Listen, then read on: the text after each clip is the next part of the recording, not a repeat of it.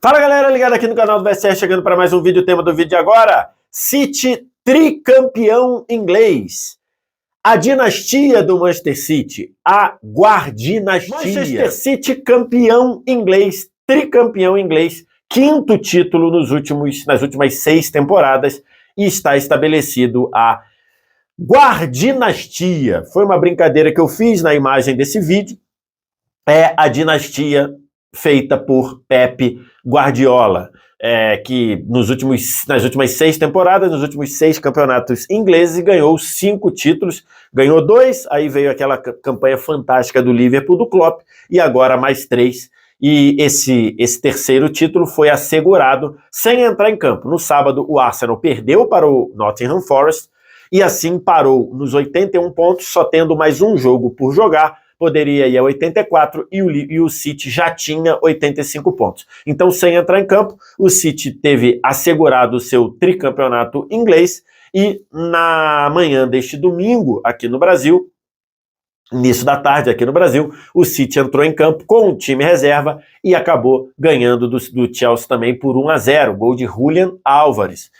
O garoto argentino, 23 anos, numa primeira temporada de City, números fantásticos, 17 gols e 5 assistências, fez o gol da vitória sobre o Chelsea. Agora o City tem 88 pontos, ainda vai jogar mais 2 vezes, pode chegar a 94, mas o título já está na caçapa, o título já está garantido.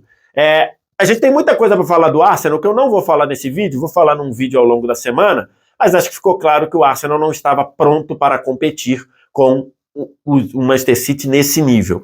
O Arsenal tem a menor média de idade dos times titulares da Premier League e faltou ali preparo, especialmente no momento central da temporada. E o City consegue um título que mostra muito bem como o City está conseguindo desvirtuar a Premier League. A Premier League, ela é um torneio que, em tese, ele tem todos os elementos para ser muito disputado, para ter um rodízio de campeões, para ter uma rotatividade entre os campeões e para ter mais disputa entre os times que vão ser campeões.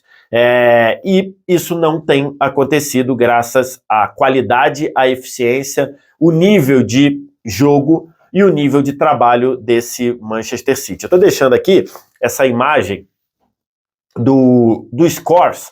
Se você não conhece o trabalho do Scores, S-K-O-E-R-E-S, baixa o app aí, que é um trabalho muito legal, ou visita a página deles no Instagram. Aqui eles colocam das principais ligas do futebol mundial, quantos títulos seguidos máximos tivemos. Então tá aqui, né, a série de títulos do Bayern, a série de títulos da Juventus, do Bayern na Alemanha, a Juventus na Itália, e você vê que na Premier League, na era Premier League, o máximo é o menor deles, porque o máximo de títulos seguidos, 3.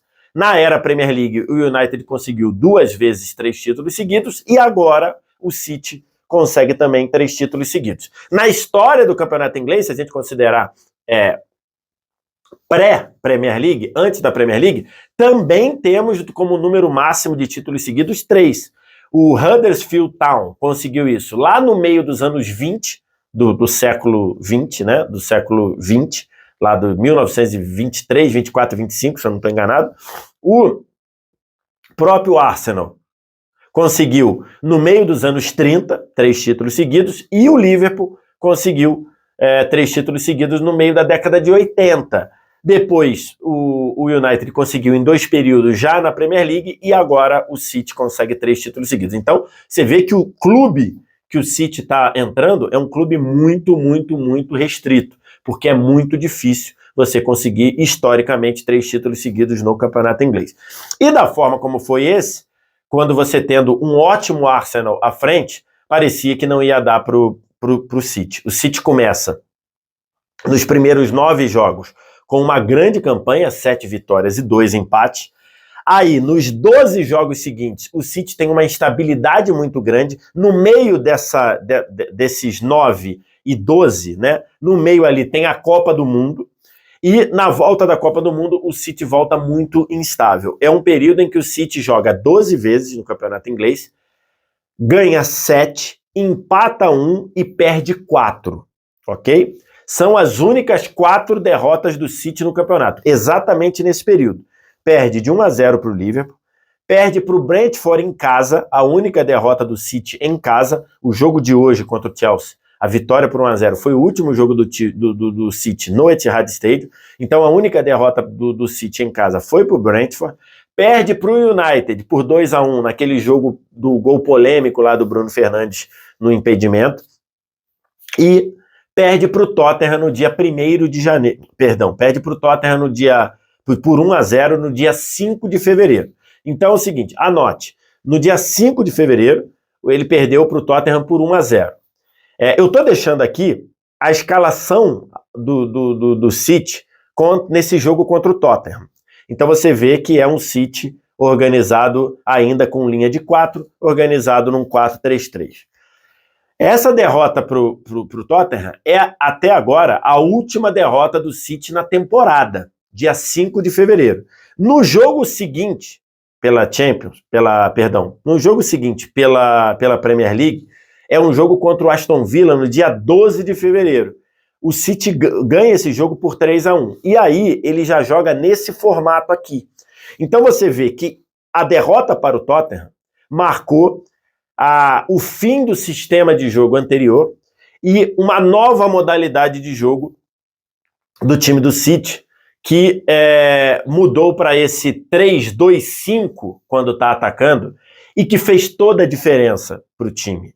Porque nesse meio tempo, o City joga com o RB Leipzig na ida das oitavas da Champions, fica no 1-1 e fica também num jogo em que o Haaland só encosta na bola 16 vezes ou 17 vezes. E aí isso vira um debate aqui no Brasil e principalmente no Reino Unido. E o Guardiola bate no peito e diz: o Haaland não tem culpa. O Haaland não está fazendo gol nesse período, o Haaland não está sendo acionado, a culpa é minha, Guardiola, e eu vou resolver isso. Ele fala isso algumas vezes, e de fato ele resolve isso.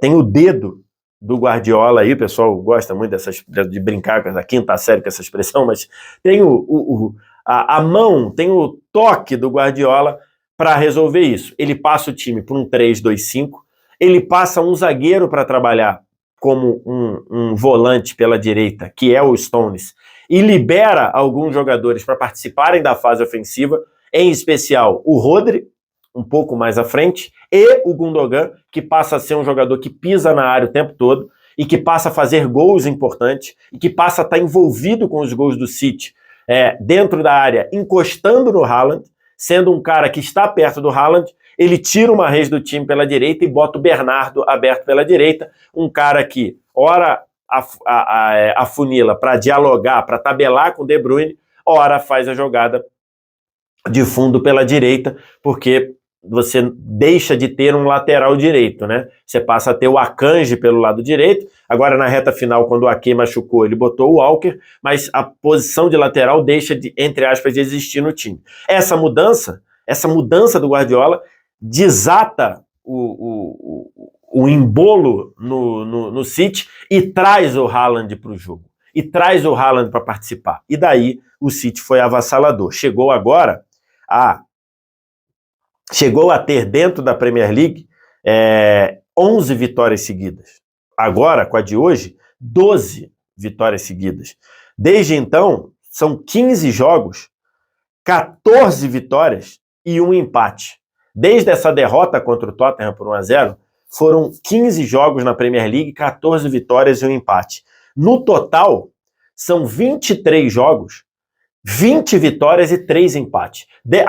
Desde a derrota para o City, 20 vitórias e 3 empates. Então, foi o Guardiola resolvendo os problemas do time. E aí, com o City embalado e com o Arsenal patinando, era questão de tempo até o City chegar, passar e ser campeão inglês, como foi, inclusive ganhando as 2 partidas do Arsenal.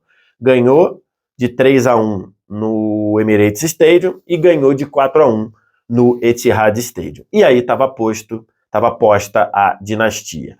Lógico que a gente tem que falar do Haaland, 52 gols, 8 assistências na temporada, 36 gols, recorde histórico da era Premier League, e 7 assistências na Premier League. Você tem que falar do De Bruyne, 7 gols e 18 assistências na Premier League, 10 gols e 28 assistências na temporada.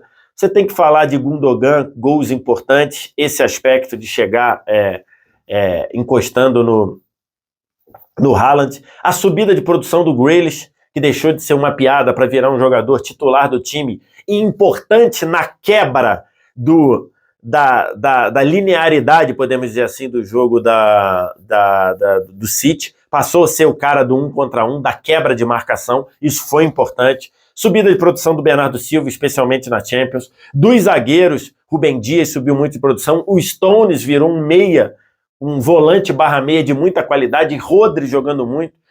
O Ederson cresceu de produção na temporada no momento decisivo.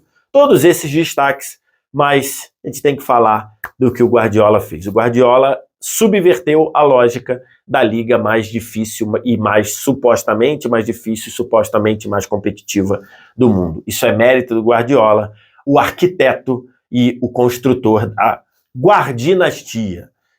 É o City tricampeão inglês, 5 títulos em 6 temporadas, e que agora, já campeão inglês, tem mais 2 jogos aí pelo campeonato inglês, 2 jogos fora de casa, um deles contra o Brighton, outro me esqueci contra quem é, e depois tem final da FA Cup contra o Manchester United e lá no dia 10 de junho, final da Champions contra a Inter de Milão. É um City do Guardiola mais letal de todos, na minha visão, e o City que tem viva na trajetória, tem viva na sequência a possibilidade de uma tríplice coroa. Vamos falar muito sobre essa possibilidade de tríplice coroa aqui no canal, mas tá aí, o City campeão inglês, tricampeão inglês, 5 títulos em 6 temporadas, com todo o merecimento por essa Guardinastia. Quero te ouvir o que você tem a dizer, diz aqui embaixo nos comentários, resto ritual, like, se inscreve no canal, copia o link do vídeo, espalhe os seus grupos de WhatsApp e Telegram. Obrigado demais pela audiência, valeu, tchau!